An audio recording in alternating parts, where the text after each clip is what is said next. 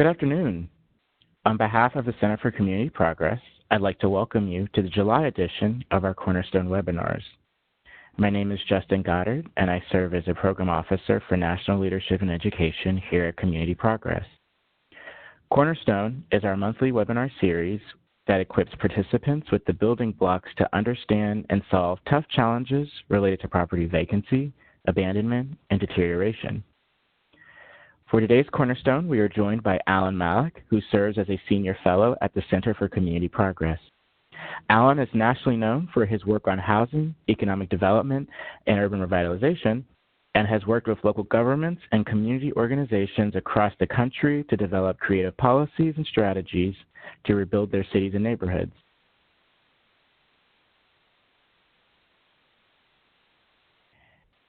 Before turning it over to Alan, I want to mention that we will allow time at the end of the presentation to answer questions.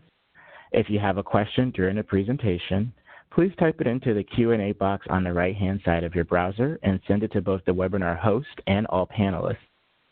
Finally, if you experience any technical difficulties, please use the chat box to message the Community Progress host or send an email to Justin Goddard at jgoddard@communityprogress.net. And with that, I'm going to turn it over to Alan.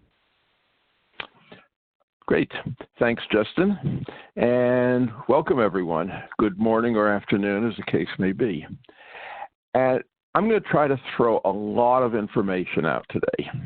And since probably at least some of you were not on the previous webinar, I'm going to start out with a brief background on the idea of what a middle neighborhood is, then talk about the particular challenges that these neighborhoods are facing, talk a little bit about what market building is about, and then look at a menu of the possible strategies that local governments, neighborhood associations, CDCs, and others can pursue to try to stabilize and rebuild the economic and social and physical conditions of our city's middle neighborhoods.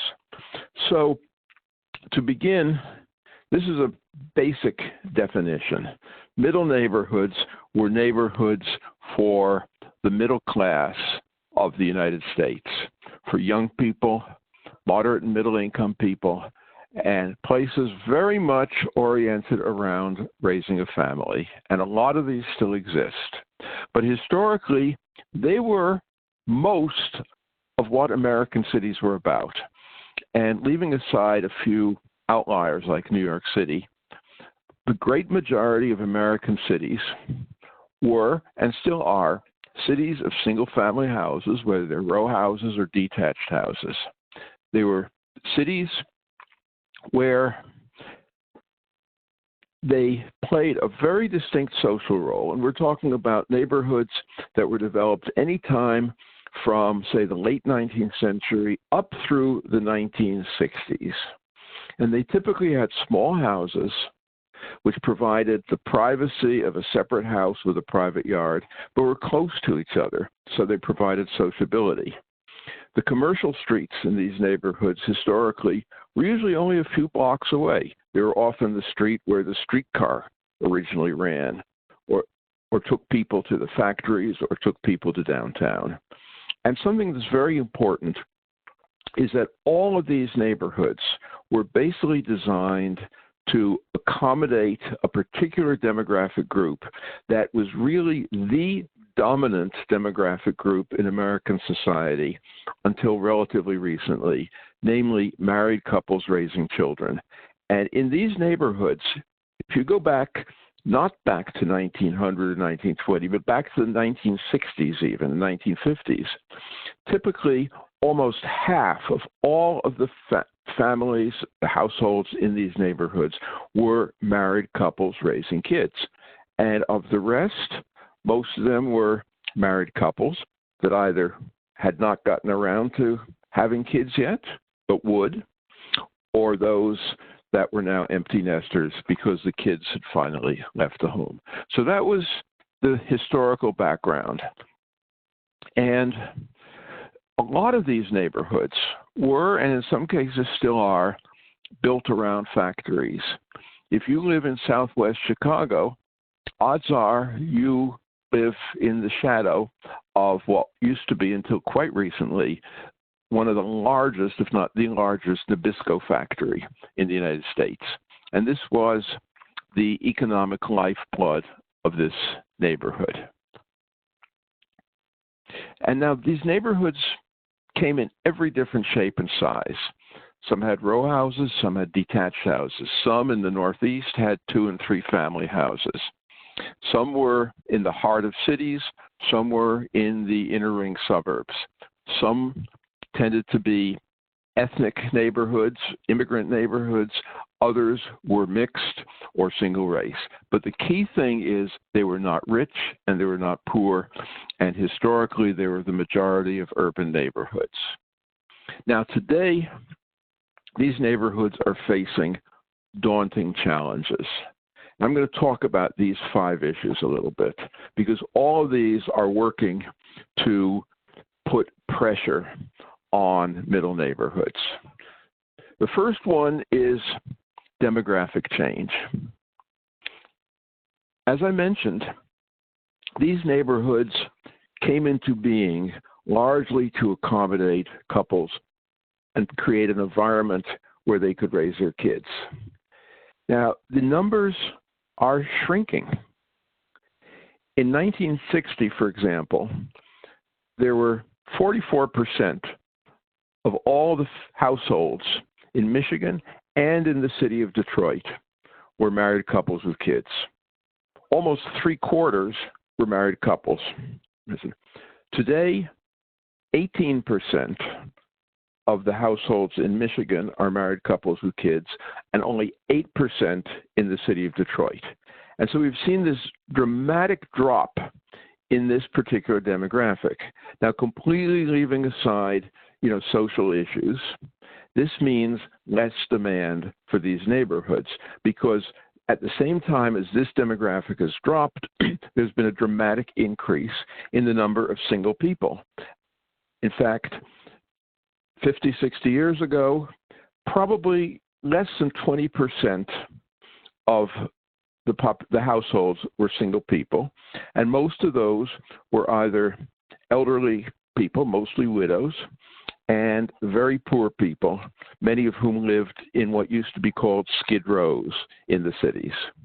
Today, it's almost 40%, and as people defer marriage and live longer lives, it's a much more diverse population, but it's a very hard population to draw into middle neighborhoods.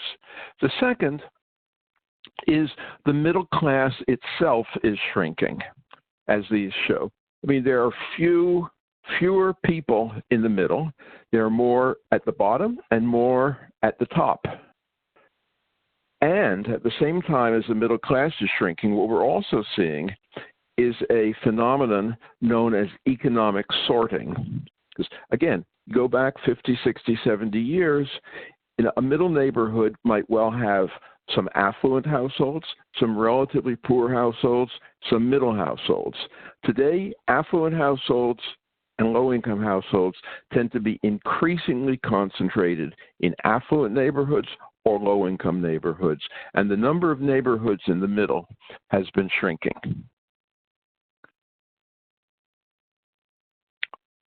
Another issue, as I mentioned, these neighborhoods were all basically built between the 1880s, say, and the 1960s. Okay.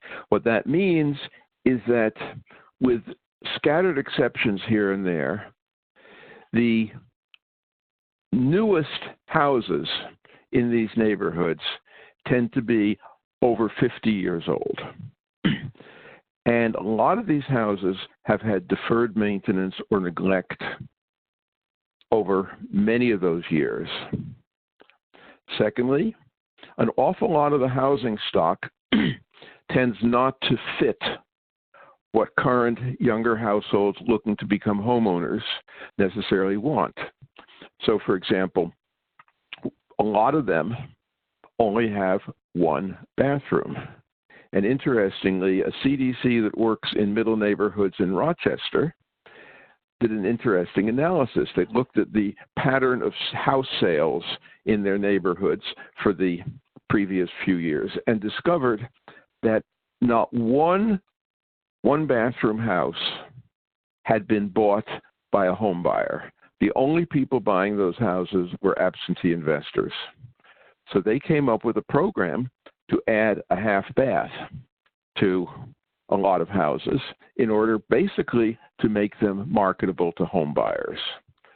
So you have houses that are small, they lack the facilities, and they have a lot of deferred maintenance and neglect, which means they have a lot of upgrading they need. Also, in a lot of middle neighborhoods, especially those which have seen significant market shifts, you're starting to see boarded up houses on a lot of blocks, which, again, completely aside from everything else that might be going on in the neighborhood, we know that boarded up, abandoned, vacant houses have a significant impact not only on the quality of life, but on the market values of the houses in the neighborhood. A further factor is that homeownership has been slipping rapidly in many of these neighborhoods.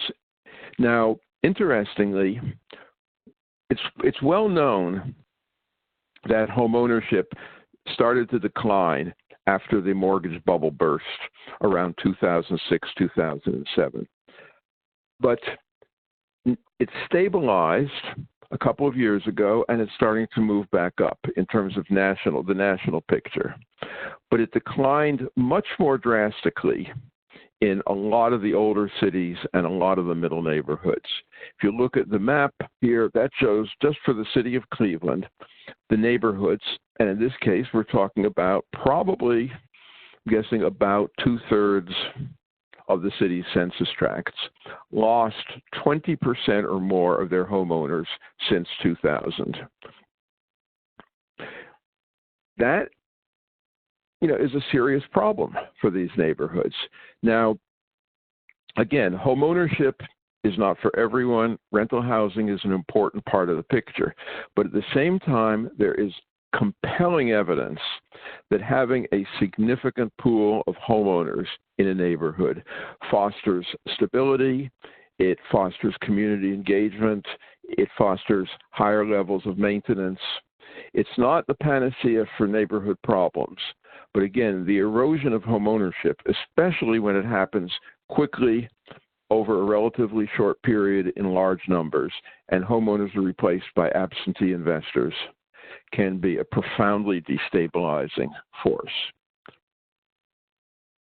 Finally, one of the big problems, particularly with urban middle neighborhoods, is the extent to which virtually every city outside the very hot markets along the coasts like New York or Boston or San Francisco has suburbs that are highly affordable to working class and moderate income people. So these are Richmond Heights is a suburb of Cleveland, Penn Hills is a suburb of Pittsburgh. These are nice suburban houses in areas which are, or at least are perceived to be, preferable to the central cities in terms of issues like schools, safety, public services, and so forth. And so it's very easy for people to leave and find a house elsewhere. And in fact, there's a lot of compelling evidence, unfortunately, that large numbers of people are in fact leaving, particularly people in cities' African American neighborhoods. So taking this, I'd like to switch gears a little bit, is all of these are basically looking at the underlying dynamics of a neighborhood as a market. Because essentially, where you see a neighborhood that is declining and is stressed, a lot of it has to do, it's not the only thing, but it has to do a lot with the strength of the housing market. And that's essentially about whether people are making a choice to live and invest in the neighborhood or not. And choices involve buying a house, but perhaps even more importantly, people who already live in the neighborhood and whose economic conditions improve, choosing to stay in the neighborhood rather than leave, and investing money to maintain and upgrade their properties and becoming engaged in neighborhood life, whether that's through religious institutions, through civic organizations, or simply through neighboring behavior. And so essentially, those decisions which define the neighborhood's housing market are absolutely critical for the health and vitality of a neighborhood.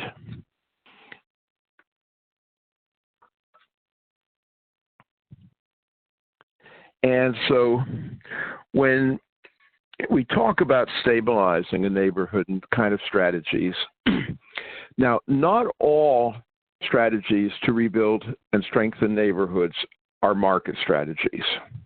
And I'm going to talk about quite a variety of strategies, some of which have to do with markets, many of which don't. But I would argue that having a markets building strategy, whatever else you're doing or not doing, having a market building strategy is a critical piece of the toolkit. And here are a couple of key principles. The first one is market building is primarily about drawing and retaining homeowners. And again, not to put down renters, but one of the biggest issues, renters, for one thing, tend to be much more strongly driven by price than by neighborhood quality. Secondly, for a lot of reasons that are very often beyond their control, renters tend to turn over extremely quickly. The average length of stay for an urban renter in the United States today is less than 2 years. For urban homeowners, it tends to be 12 to 15 years. That makes a huge difference. Now, it would be interesting, and this is an area where more research would be very valuable, to see to the extent that you could create greater stability for renters to stay longer, would they participate and engage in the neighborhood to the extent that homeowners do? We don't know that. But for the moment at least, market building is principally about homeowners. Second principle is that homeowners buy neighborhoods, not just houses. And they look to evaluate and assess the neighborhoods to see whether they feel this would be a good fit for them. And in fact, a few weeks ago, I happened to Google neighborhood research. I was looking for sort of classic research projects. But what came up, most of the sites that came up were sites from realtors and others advising prospective home buyers of how to evaluate different neighborhoods before making their decision. A third thing we know is that home buyers, like pretty much everybody else in this American or any society, are risk averse. People do not like to take major risks, particularly when it's something that represents the most important single investment that for most people they will ever make, namely purchase of a home. People look for evidence that the neighborhood is stable, and people look for the evidence of the kind of assets that make them feel that this will be a good, strong neighborhood. And not all things that some people may consider assets are assets in terms of drawing prospective home buyers.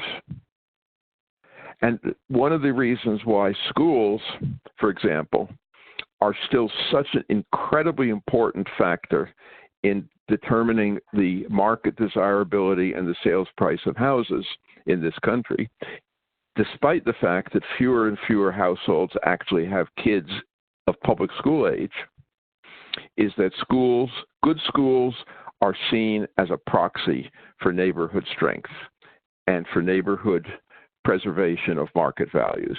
So even if you have no kids, have no plans to have kids, you still want to know what the school system is like before making that decision.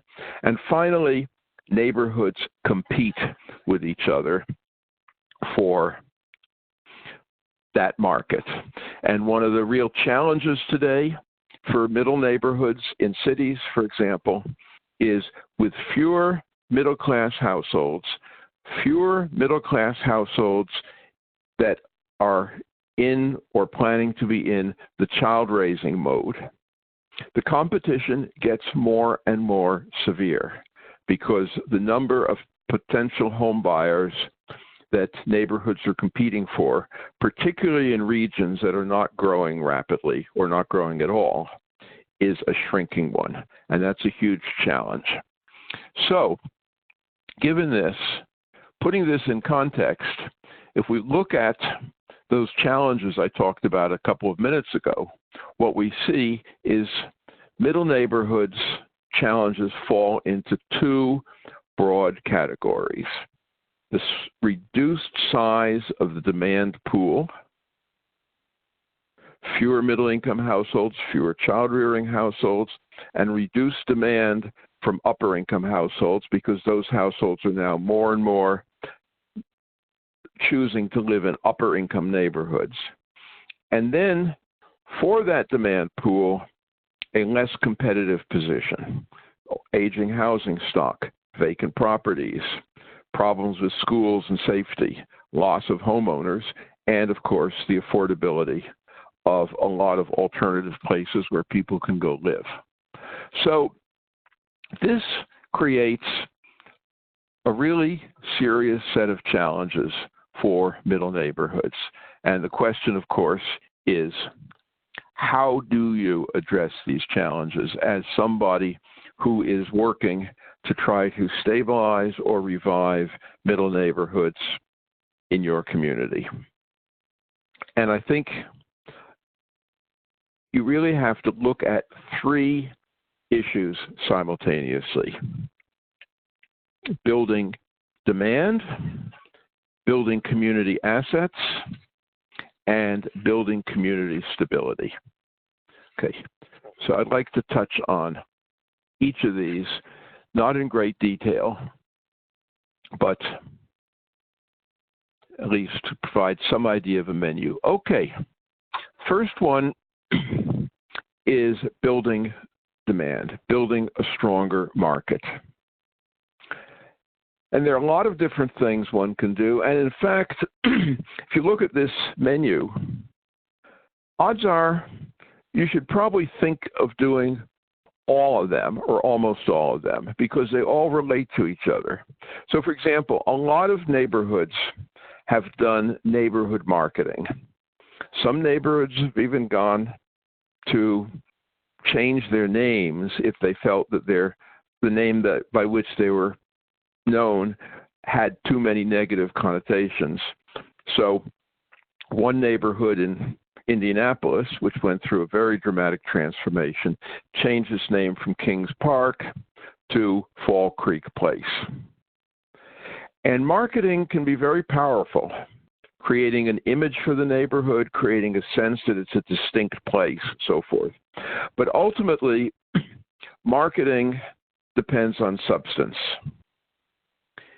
If you are marketing something that doesn't really exist, sooner or later people are going to figure that out. So a second piece is to make sure that people have housing options that make sense to them. And this is where the issue of the condition of the housing that comes onto the market becomes really important. Now, putting aside, the vacant boarded up houses and the houses that probably should be and that need major gut rehab. Those are not typically what the home buyers rather, are looking at when they just come to look at a neighborhood.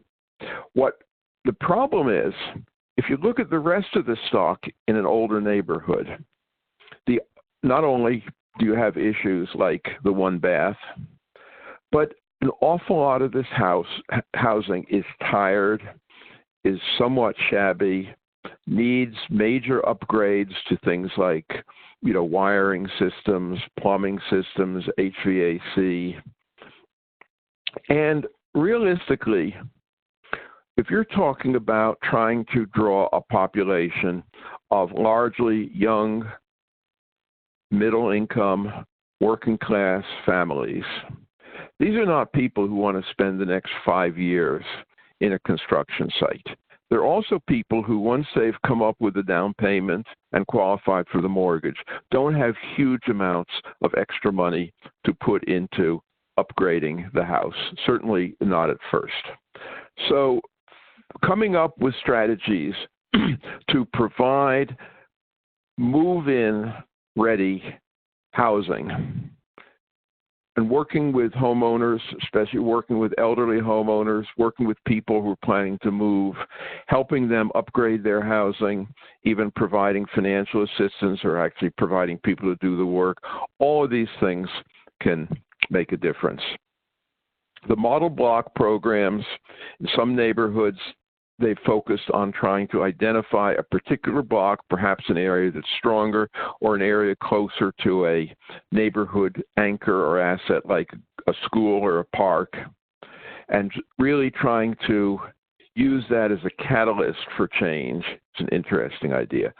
Another issue is just simply figuring out how to enable more people who might want to buy a house and are at least credible candidates for homeownership to be able to do so. So coming up with mortgage programs, down payment assistance programs, and so forth.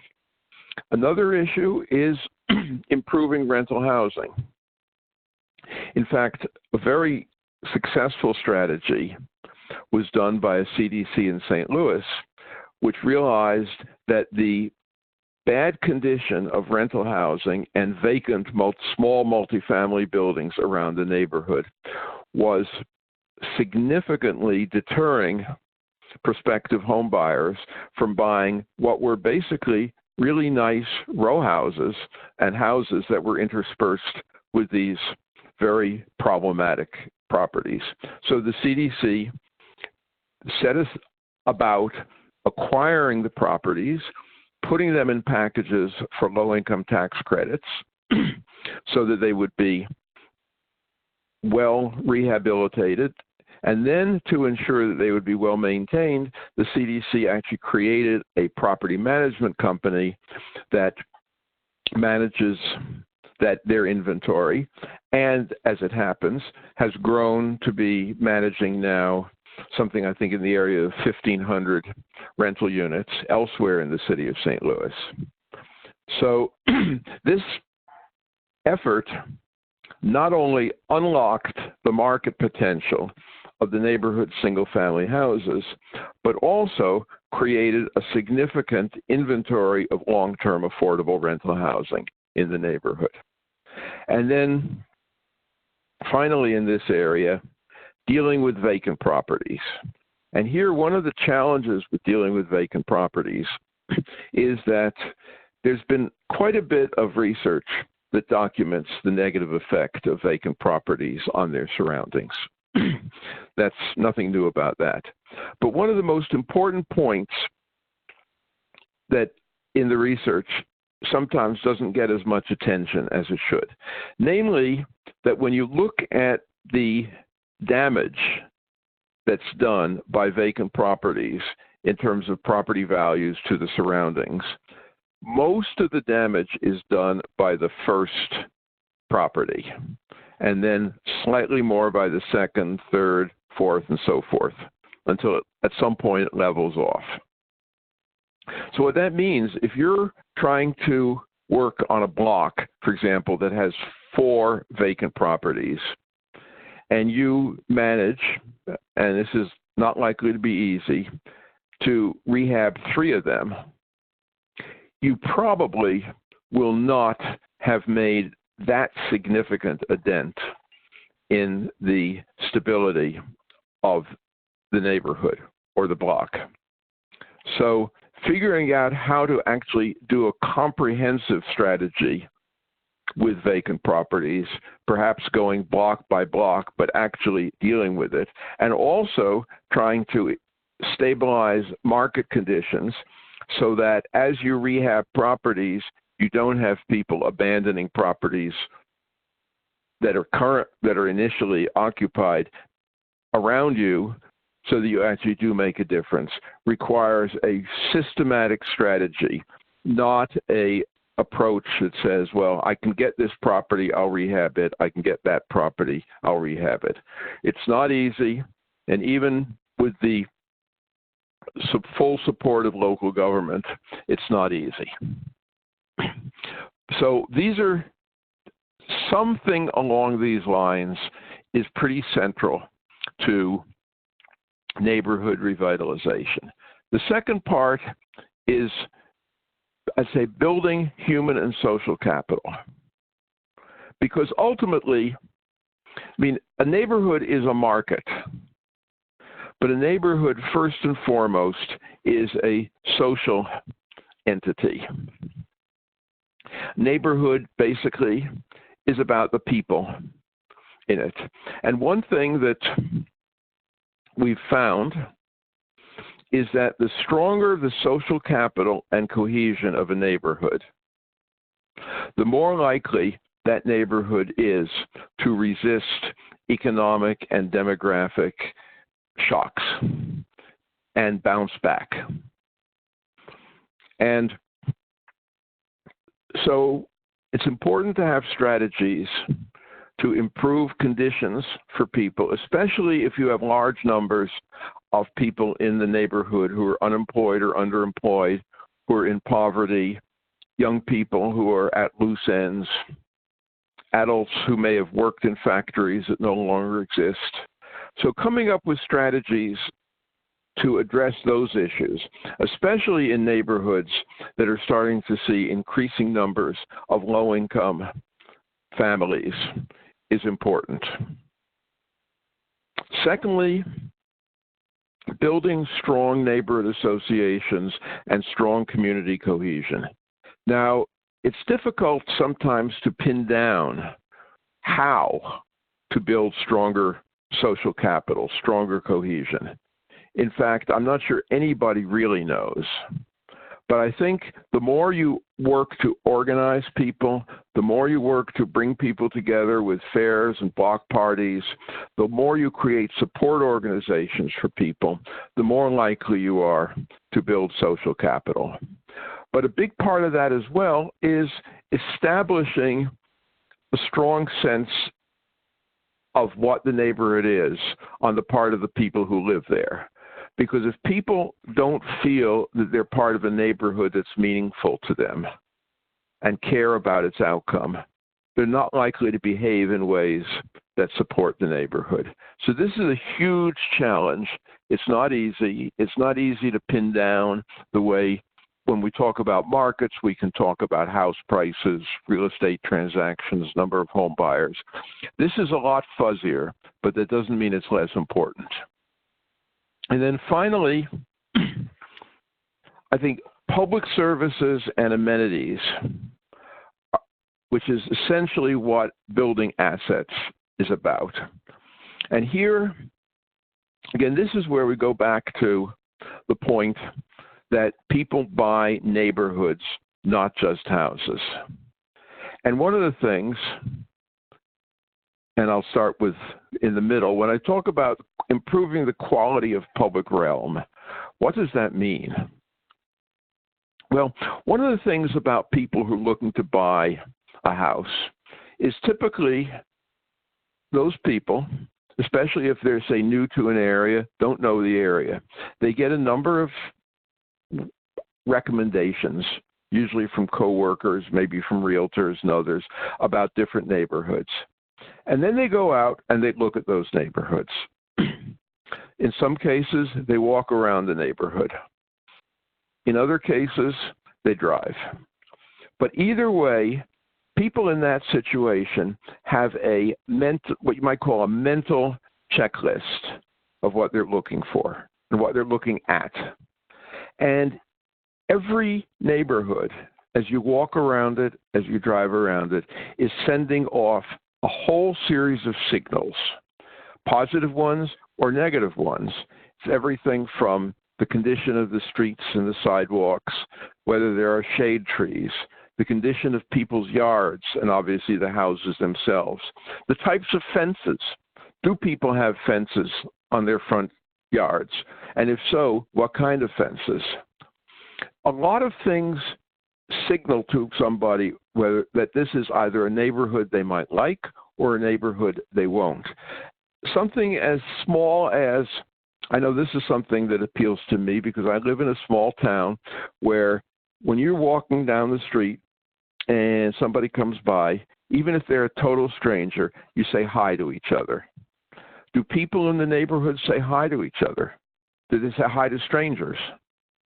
If somebody says hi to them, do they smile back or do they sort of frown and look away and walk a little faster?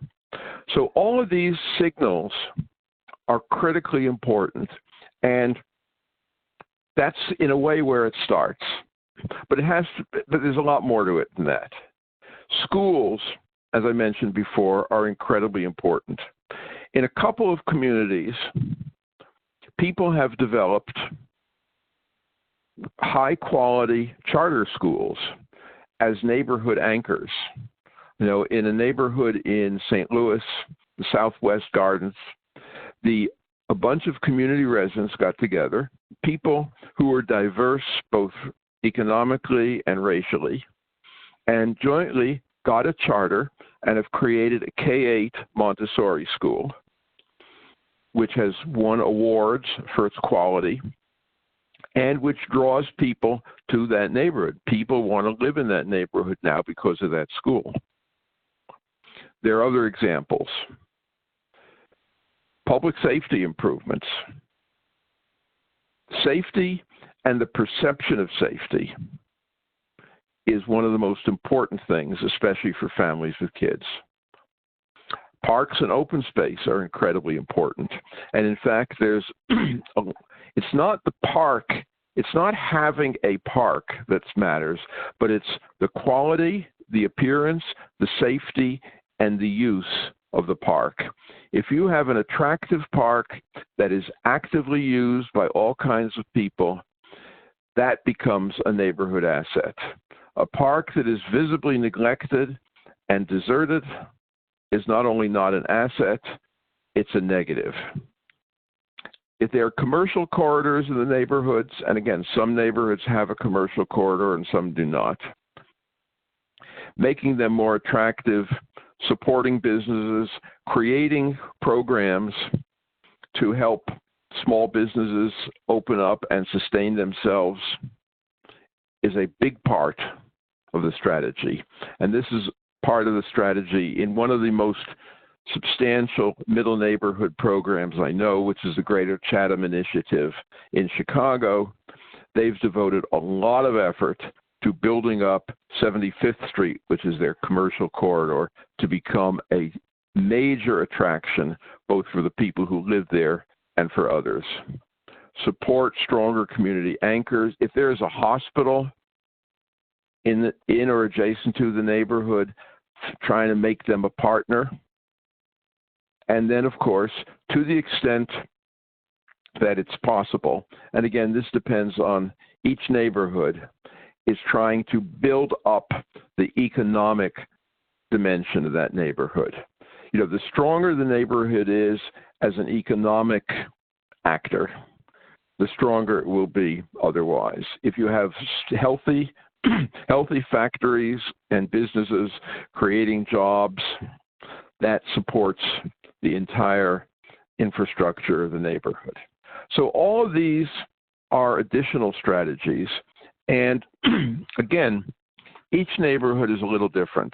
Each neighborhood has a different housing stock, is in a different location vis-a-vis anchors, has different assets One neighborhood might have good transit access, which is something that one can build on. Many neighborhoods do not have much in the way of commercial corridors or industrial areas, but other neighborhoods have substantial opportunities in that area. Some cases, there are old industrial buildings in neighborhoods that can be converted either to community use or housing or as incubators for small but growing firms. And a lot of neighborhoods have done that. So the trick is to really analyze your neighborhood. And in that light, look at the neighborhood through other people's eyes. In fact, there was a very good line. A man I knew, some of you may have known him. He was a wonderful CDC leader and a wonderful human being in Baltimore named Edie Rutkowski, who was the executive director of the Patterson Park CDC, who passed away last week. And on the brochure that they handed out at his funeral, they had a saying something that he had written, and it went like this: look at things as they are, not as you wish them to be, and then fix them. So that's really important. Remember, your neighborhood, the neighborhood you're working with, is not the same neighborhood that it was 20 or 40 or 60 years ago. It is whatever it is in 2019. And you have to look at it dispassionately and say, what are its strengths, its assets, its challenges, its threats today, not 50 years ago? And then, as Ed put it, fix them. The second, think strategically. Don't think quick fix. Don't think, I'm going to rehab 3 properties, and that'll show everybody that this neighborhood is coming together, and it'll just take off from there. Ain't going to happen. This is a long-term commitment to stabilize and strengthen a neighborhood. Fourth, building social capital and building a stronger market are totally interwoven. One thing about doing neighborhood revitalization, neighborhood stabilization, is you have to be able to walk, chew gum, and balance a set of plates on your head at the same time. Too many organizations, I think, in the past have assumed that physical improvements or market building or one thing or another will provide the magic bullet that the neighborhood needs. It's a lot of things altogether.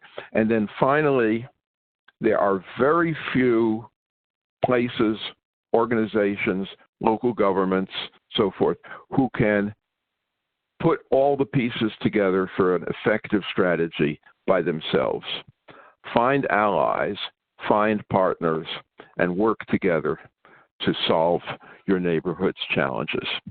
Thank you. This is a paraphrase of something Jane Jacobs wrote almost 60 years ago. But neighborhoods will always have problems. It's the nature of human beings and the way they live together that there will be problems. What defines whether a neighborhood is healthy is whether it's capable of solving its problems and not being undone by them. And now I'll be happy to take any questions.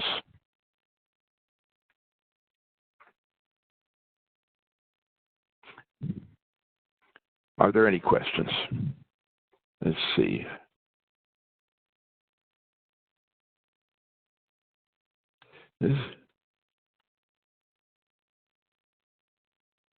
Actually, one question.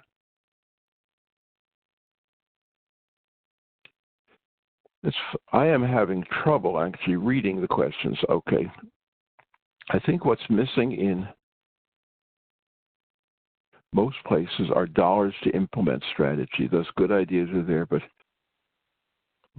I'm trying to.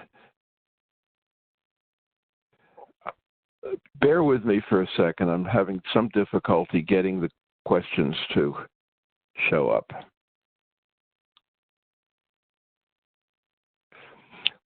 The question is, what's missing are dollars to implement strategies. That is correct. Dollars are and probably always will be in short supply. I think the trick is to figure out what can be done with the resources that are available, and also to pull together as much in the way of resources as one can. But I think the key thing is coming up with sort of a core strategy. For example, I think one example, I tend to use this one a lot in these things, but Baltimore came up with a brilliant legal tool to get properties to small developers efficiently, because they concluded, and they were right, that there were, and this is true of quite a few neighborhoods. There are small developers and contractors around who can rehab houses, and very often rehab them either for rent or less often for sale, and actually make a profit. And if they can do that, that will help stabilize the neighborhood. So one of the things that what they did in Baltimore was they discovered that the trick to getting the developers to do that was to create, through a legal procedure called receivership, a steady pipeline of properties for rehabilitation that developers could easily get quickly at an affordable price and with clear marketable title. And that unleashed developers, because one thing that's interesting, there are some neighborhoods where the market is so weak you can't get anything started without public money. And then there are obviously some neighborhoods where it's so strong that developers will swoop in and pick up anything that stands still for more than 5 minutes without worrying about how much it costs. But there are a lot of other neighborhoods in the middle where if you can figure out the strategies to draw investment, you can get a lot to happen without large amounts of public money. And so I think there's no question, funds are always going to be scarce, but you have to really think creatively about how to make change happen with what's available, and particularly to figure out how to rely as much as possible on capital as distinct from subsidy. Well, that's not a completely satisfactory answer, but it's probably the best that's available. Now okay.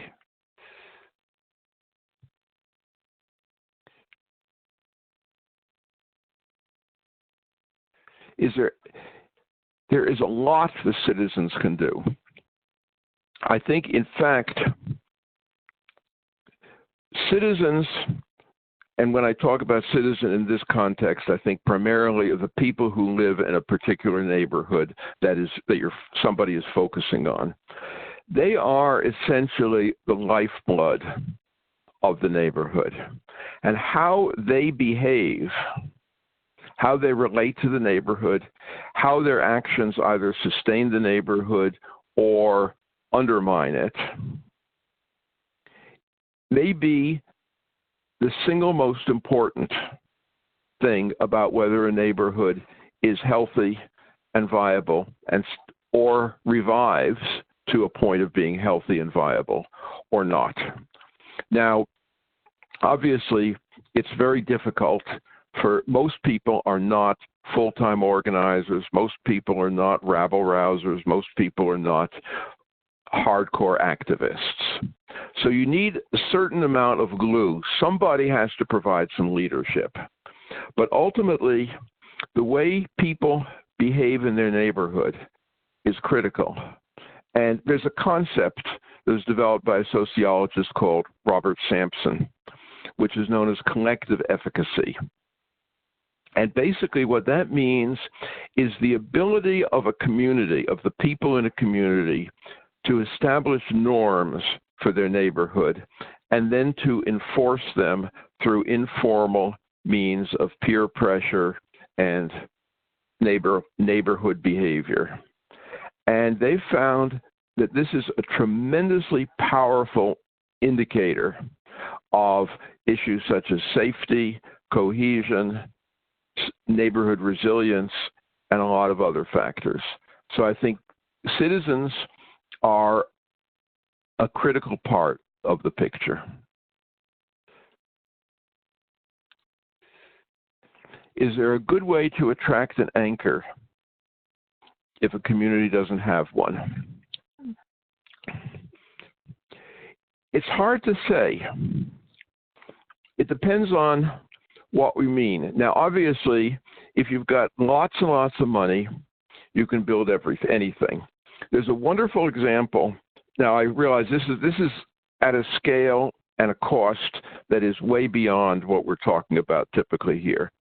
But some years ago, the city of Toronto decided to redevelop a extremely deteriorated, I think, 1940s public housing project. And they came up with a strategy, since it was fairly low density, they came up with a strategy that was going to end up actually increasing the number of affordable housing units in the development, but actually having a total that would be 3 or 4 times as many units overall. But one of the issues they grappled with was this was an area that over the decades had developed an extremely negative reputation in the eyes of probably the majority of the city and the region's population. And they were now trying to create a neighborhood that would draw economically mixed people and so forth. And they said, what can we do? So they came up with that. Now, Toronto is a very nice city, but it does not have an oversupply of high-quality recreational facilities. So they decided to put in the heart of this newly rebuilt neighborhood a state-of-the-art complex of both outdoor and indoor recreation facilities, as well as cultural and entertainment facilities that would draw people from all over the region into this area, including the heart of it, an amazing aquatic center. Now, again, this is at a level of investment. This is a multi-billion-dollar overall project, 20-year project. But you can think of something similar. So could you create some kind of an arts facility, for example, that might draw people? There may be, it doesn't have to be, the Metropolitan Museum. It can be, a couple of, reconditioned small commercial buildings or an old firehouse. Can you start upgrading, if there's a commercial corridor, are there some businesses that could be perhaps turned into attractions? I think a really strong school, whether it's a public school or a charter school, particularly if it's a school that is open not just 8 to 3 on weekdays, but evenings and weekends with a variety of community activities, can become an anchor. In Patterson Park in Baltimore, the park in the neighborhood, the park itself, this neighborhood was adjacent to a once magnificent Victorian park that had deteriorated. The neighborhood people and the friends of the park and so forth first convinced the city to invest money in restoring it, and then devoted a huge amount of effort to animating it, creating activities, making it appealing, drawing people into it constantly, which in turn had an extremely positive effect on the neighborhood. So you have to look at what the options are and think of the concept of anchor very flexibly as something that will help build a distinctive asset for the neighborhood. You're not going to get the Metropolitan Museum of Art. You're not going to get another Johns Hopkins University or Cleveland Clinic. But there are a lot of things that do represent possibilities. Let's see.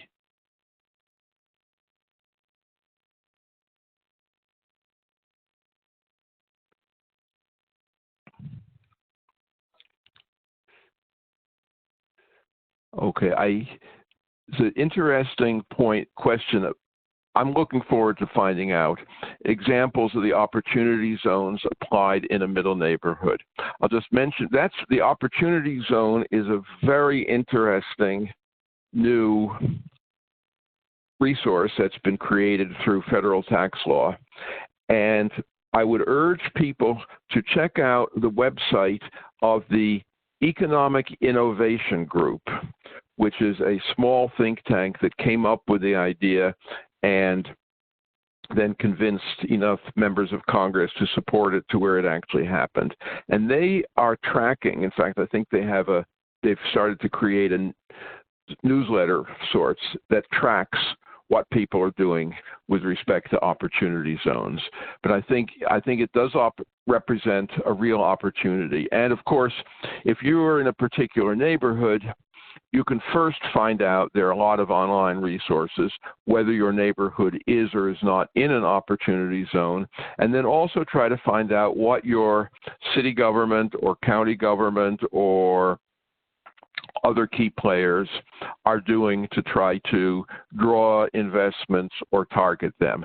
So it's a significant potential resource.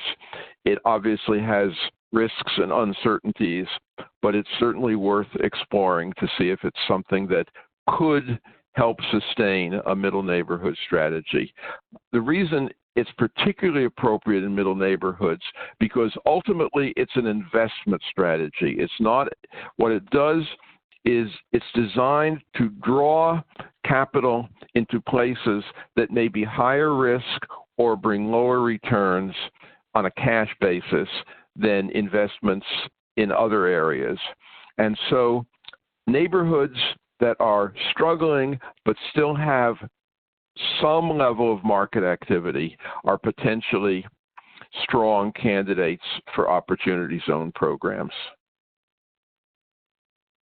Is there existing literature or studies on revitalization of middle neighborhoods? Okay, it's not specifically about revitalization, but if you go to the Lincoln Institute of Land Policy website, there is a fairly in-depth paper that I authored, essentially drilling down into the characteristics, the challenges, and some of the opportunities represented by middle neighborhoods. Again, it deals more with conditions and challenges than revitalization, but since I wrote it, I might as well recommend it. Oh. There are a lot of great questions here, and I realize we're just about out of time. In fact, I think we are out of time. So what I will do is I will ask Justin to print them out for me, and I will try over some point over the course of the next week or two to come up with written answers for the ones that I haven't been able to answer. And I assume that Community Progress has everybody's emails. So I will make sure that they get those answers. And the slides, to the best of my knowledge, will continue to be available. Thank you. All right. Thank you, Alan. And as Alan mentioned, a recording of this webinar and the slides will be available in the coming days. I will also work with Alan to get some written responses to the questions that we didn't get a chance to get to today. I just want to thank everybody for joining us this afternoon, and we hope that you'll join us on August 22nd for our next webinar. Please visit our website. A lot of the webinars that we've had over the past year are also posted there. The video recordings are, so feel free to check out that information as well, and have a great afternoon.